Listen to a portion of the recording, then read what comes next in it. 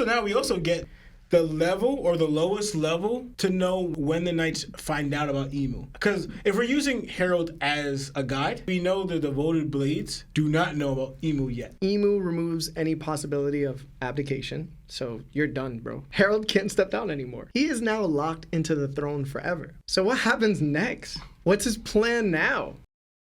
Them immediately going to Harald, though, as the backup. Do y'all need this knight? That's what I'm trying to figure out. What was the mission? Not Shanks' mission. What was the original mission? Was Shanks' mission to go to Elbaf and put the mark there? Like, what was the mission? Because this is what they end up asking Harald to do. So I was curious what the mission itself was. His shock at seeing Emu on the throne is kind of funny because, like, he's so tall, he's, like, walking. Emu seemingly has just been sitting there the whole time. He's just, like, walking up and eventually notices him. Getting the mark itself, so he's clearly been given the immortality now that he's in the Depths Covenant. And low-key, he's not as shocked as I thought he would be. So he was a little right there, too, Larry. Like, I was like, yo, he should be shocked. I just became immortal. He's shocked. No, he has a shock. He's not as shocked as I was talking, like, yo, he should be wilding out. Like, yo, you talking I can be immortal now? I mean, he is kind of wilding out, though, because he's literally like, yo, this is running through my veins. Yeah. But that's more the feeling of it than it is the fact that I'm immortal. But even then, he's like, yo, it's almost terrifying. I do like that they had each of the Gorosei speak their piece on it, at least some of them, because they've experienced this. Like, they've gotten these marks. They've gotten these tattoos, seemingly, and it chills the spine. Like, you're immortal. You're more than a monster. You're a weapon now. Speaking to it, it's like, yo, they're speaking from their own experience. Harold's really hyped about the opportunity, but like, you know it's gonna go bad. And then I like when they do the entire castle is being like bubbly now because of the reaction, like the scream. If that's the case, somebody else on this island heard this, right? Like, is that a normal thing? Nobody reacted to that? Like, Gorosei go tripping again. Yeah, like, I guess we gotta do Holy Night. Like, what do y'all think is happening when new Holy Nights are promoted? Because they hear that. This is what you hear. Harald is Harald. Harold's a giant. He's stronger than most people. So. I don't know how. I think he's louder than most That's people. That's true too. Yeah. That's probably true too. Yeah. All right. So now we also get the level or the lowest level to know when the knights find out about Emu. Because if we're using Harald as a guide, we know the devoted blades do not know about Emu yet. Maybe not all devoted blades of God, because if that is Gunko, then Gunko knew, even while being a devoted blade of God for like mad long. So that's something that's Emo about them hoes, man. Yo, low key. You got Lily. Hey, listen. You got a. Listen, you keep the hoes around. Yeah, bro. At least reminders.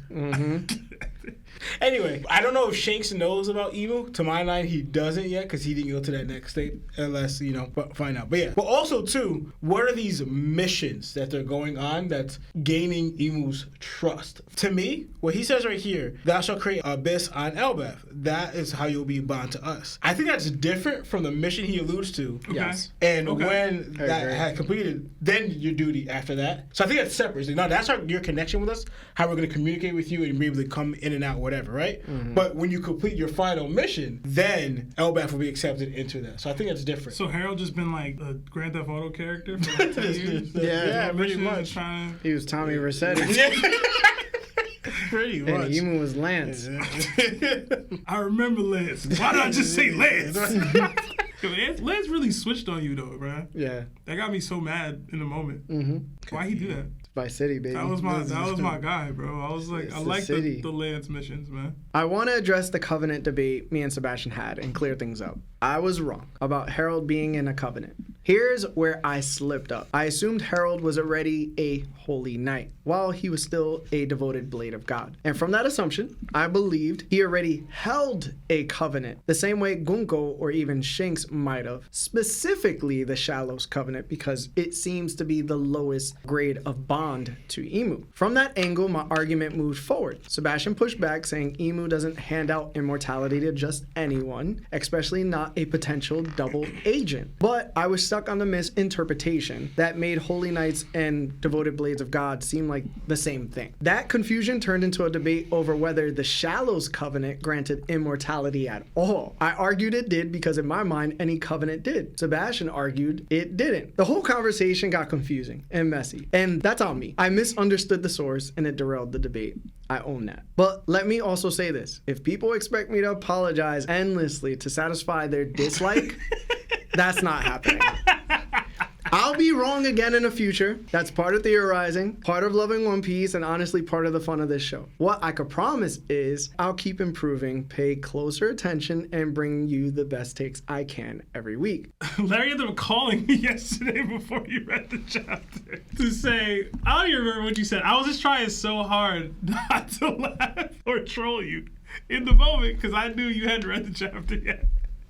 But dude, when I tell you, so many people dig me and ping me on Discord the second the chapter dropped. Like, oh, did you read the chapter? Did you read the chapter? Did you read the chapter? And it's just like, yo, for it to be so quick last week, I thought that was funny. I'm not gonna gloat too much. I'm not that petty. But me and Larry talked about it. It's all right, y'all. I'm not gonna rub it in Larry's face the way y'all want me to, man. It's cool. But I was right. Yeah, you were right. It's all right, though. Yeah. You know what I'm saying? Now, with that being said, I do want to point out something I was right about. Around a year ago, I said the reason the Holy Knights, Gunko and Shamrock, were able to summon themselves directly to Orus' castle inside Harald's throne room was because someone had to have placed that summoning point there. That was a Holy Knight. I originally thought it might have been Summers or Gunko since they visited Elbaf before. That part was off. But the core idea that a specific person had created that connection, I was right about that. It turns out Harald was the one who set it up, which is exactly why Shamrock and Gunko could appear during the current timeline. So yeah, I got part of the theory wrong, but I also got part of it right. And that's the game. We learn, we adjust, and we keep cooking. Also, just to follow up on that, we had conversations about like who could be the traitor in Elbaf, whatever. We talked about Harald. And I think something we highlighted was that they speak about Harald like they know him. Yeah. And it's because he was a god. He was basically a god steal and almost a Holy Knight for like 10 years there. They was working with bro. Mm-hmm. Probably on direct missions together at times. So when they speak, are you here to visit Harald's grave? It's like, because we was in the trenches with dude for some time.